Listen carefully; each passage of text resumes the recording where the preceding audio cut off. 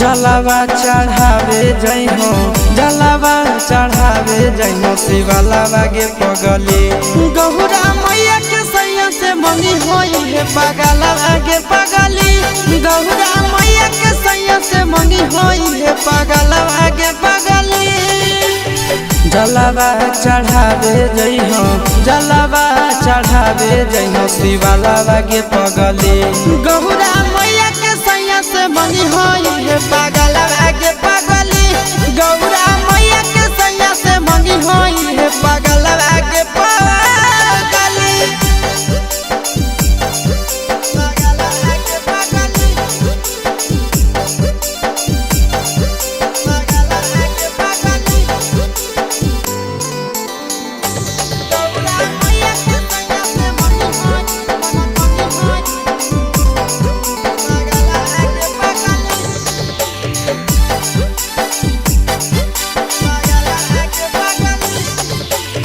सावन में कदी है भोले बाबा के ढायनावा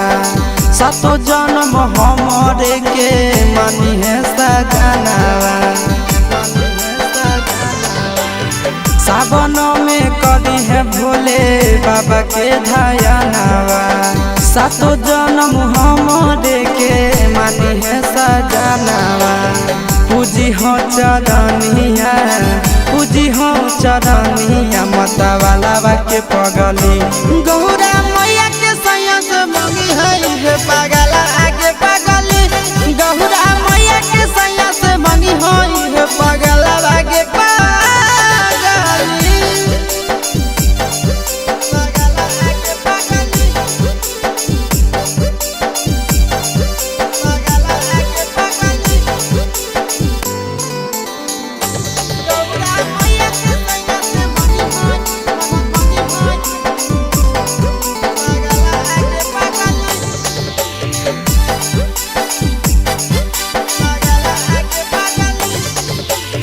सावन के पहिला सोमारी भूखल रही हो